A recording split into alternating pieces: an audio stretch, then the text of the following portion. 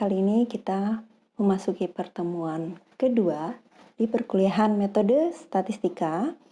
Jadi pada perkuliahan ini saya akan membahas macam-macam metode untuk menghitung statistika deskriptif dan juga mengeksplorasi menggunakan metode-metode statistika. Oke, kita mulai dari apa sih yang dimaksud dengan statistika deskripsi ya. Jadi statistika deskripsi itu adalah teknik penyajian dan peringkasan data sehingga data bisa menjadi informasi yang mudah difahami. Ya, jadi penyajian data ini bisa dilakukan menggunakan tabel, gambar, seperti histogram, plot, stem and leaf, dan juga box plot. Oke, selain kita menyajikan data, kita juga perlu melakukan peringkasan terhadap data yang kita punya. Nah, yang paling populer di sini adalah peringkasan dalam bentuk pemusatan dan juga penyebaran. Masuk ke ilustrasi yang pertama ya, di sini ada data mengenai jenis kelamin, tinggi dan juga berat badan, dan ada data yang berbentuk kategori juga. Di sini adalah agama. Kita lihat untuk penyajian dalam bentuk tabel ini bisa dibuat seperti ini ya. Ini namanya tabel frekuensi. Oke, ini contoh penyajian dalam bentuk grafik ya. Ini bisa kita bikin berbentuk pie chart untuk peubah yang sifatnya kategorik. Lalu di sini ada diagram batang atau bar chart, dan ini juga pie chart tapi untuk peubah yang lain ya, yang jenis kelamin.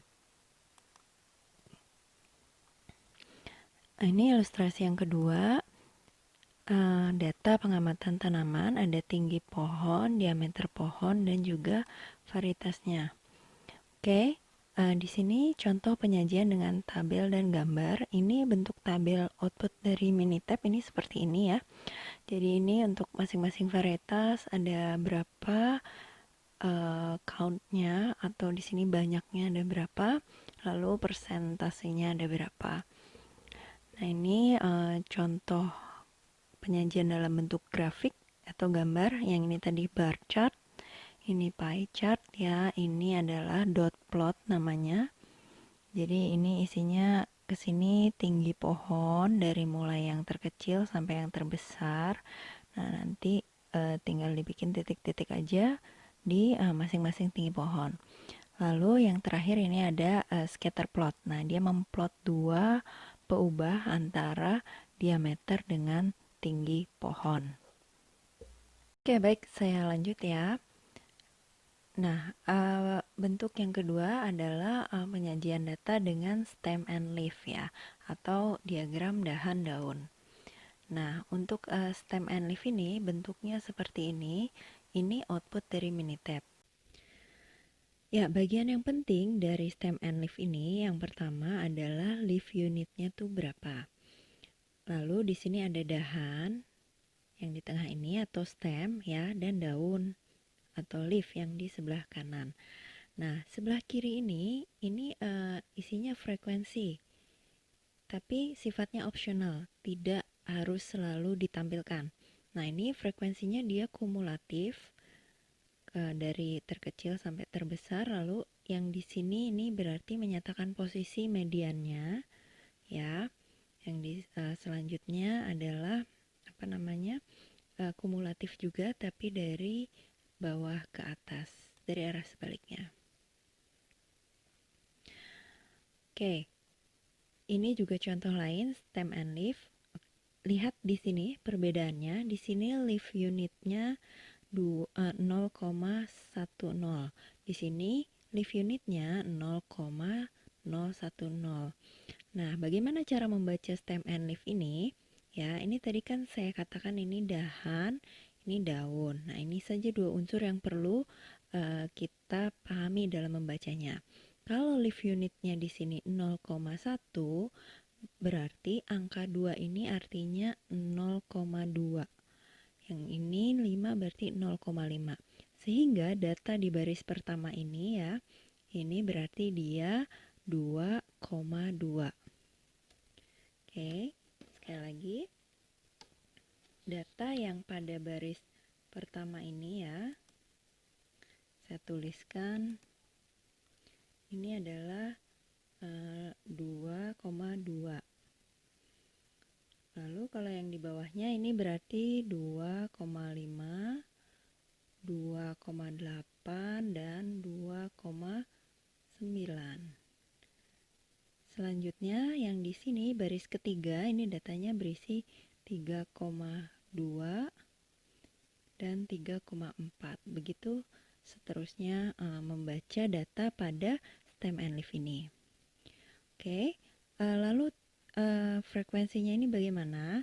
Ya, untuk frekuensinya ini berarti di sini kan hanya ada satu data 2,2. Berarti di sini tuliskan 1. Dan ini frekuensi kumulatif. Di baris kedua ini ada 3 data kan tadi. Nah, 3 data ini ditambahkan dengan satu data sebelumnya sehingga di sini jadi 4. Selanjutnya pada baris ketiga ada 2 data lagi. Sebelumnya ada 4 data sehingga 2 ditambah 4 menjadi 6. Nah, khusus pada baris yang ini ya, di sini itu menandakan ada median di dalam data ini. Nah, berarti jika barisnya mengandung median, yang kita tulis bukan frekuensi kumulatifnya, tapi itu adalah frekuensi data di baris tersebut, ada berapa banyak. Ya, selanjutnya kita lihat ke stem and leaf yang warna orange ya. Di sini leaf unitnya 0,010. Artinya apa? Artinya data di baris pertama ini tadi ada 2 ya. Berarti 5 ini nilainya 0,05. Sehingga di sini datanya isinya berarti 0,15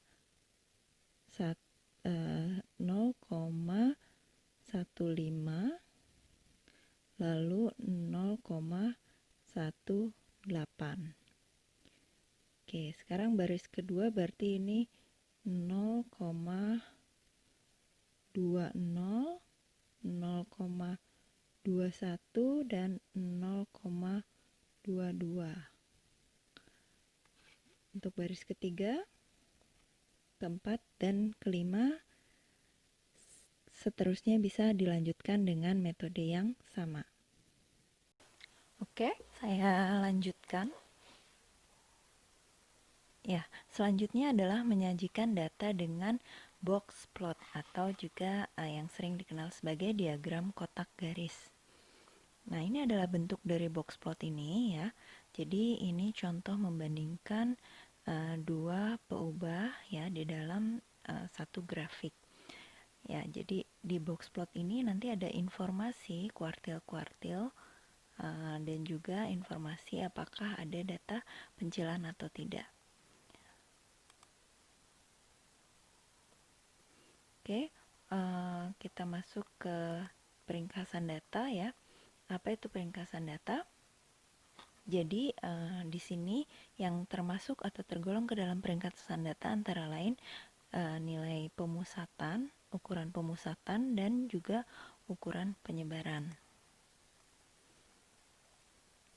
Nah, di sini ada beberapa ukuran pemusatan yang sering kita gunakan. Yang pertama adalah modus. Modus ini adalah nilai pengamatan yang paling sering muncul. Lalu ada min atau rataan ya, atau lambangnya nanti sering digunakan X-bar. Ini merupakan pusat massa atau sentroid sehingga simpangan kiri dan simpangan kanannya sama besar. Lalu yang ketiga median, ini adalah pengamatan yang posisinya di tengah-tengah dari data yang sudah diurut. Yang keempat adalah kuartil. Kuartil ini adalah nilai-nilai yang membagi data terurut menjadi 4 bagian yang sama. Oke, kita masuk ke modus ya. Jadi modus ini merupakan nilai pengamatan yang paling sering muncul. Ya, jadi dalam suatu gugus data bisa mengandung lebih dari satu modus atau yang biasa disebut sebagai bimodus. Nah, ini dapat digunakan untuk semua jenis data, tapi paling banyak digunakan untuk data yang sifatnya kategorik atau diskret. dengan hanya sedikit nilai yang mungkin muncul. Nah, ini ilustrasi ya. Jadi misalnya ada warna hijau, biru, dan merah. Di sini yang paling sering muncul kan berarti yang hijau. Jadi modusnya itu yang hijau. Oke, lalu median ya. Median ini adalah pengamatan yang posisinya di tengah-tengah dari data yang sudah diurutkan. Nama lainnya ini persentil ke-50 atau bisa juga sering disebut kuartil kedua. Ya, ini digunakan untuk menggambarkan lokasi dari data numerik. Nah, median ini dia kekar ya, robust terhadap adanya pencilan, sehingga maksudnya tidak terganggu. Kalaupun ada data pencilan ya mediannya tetap sama. Nah, ini ada ilustrasi cara menghitung median contoh ya. Yang pertama, urutkan data dari terkecil sampai terbesar. Lalu jika jumlah nilai data ganjil, nilai median merupakan nilai yang di tengah. Ini contohnya ya, datanya ganjil ya, ada 5. Kita urutkan dulu. Nah, setelah diurutkan, yang posisi yang di tengah itu ternyata yang 3. Berarti 3 ini adalah mediannya.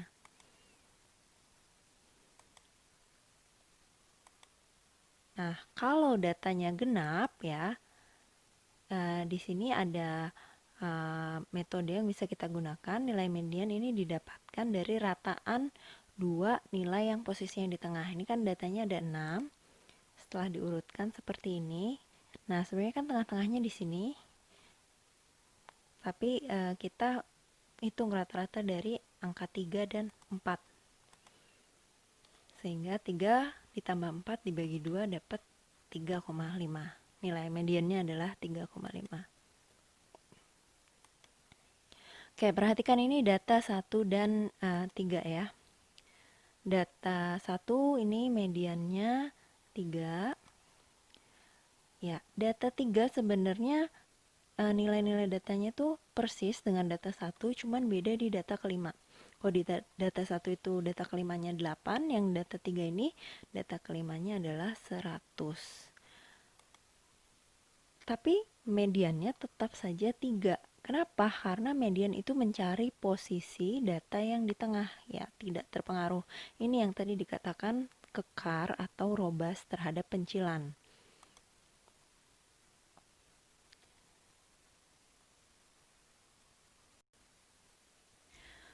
Oke, selanjutnya saya akan menjelaskan secara umum langkah teknis untuk menghitung median contoh ya.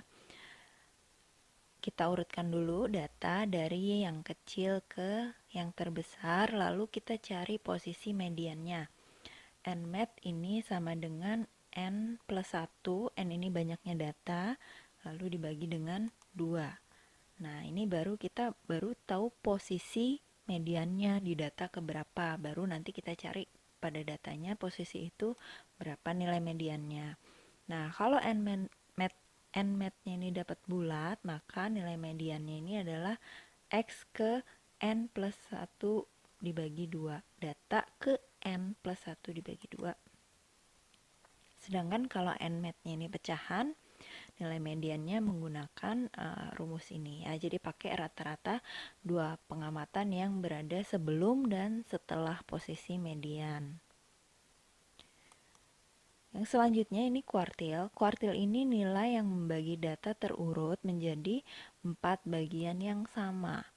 Ya, jadi ini kalau anggaplah ini susunan data dari terkecil sampai terbesar ya. Jadi dia membagi 4 data menjadi 4 bagian yang sama. Jadi di tengah ini tadi Q2 atau kita sebut median atau tadi persentil ke-50 namanya. Di sini posisi Q1, ini adalah posisi Q3 ya.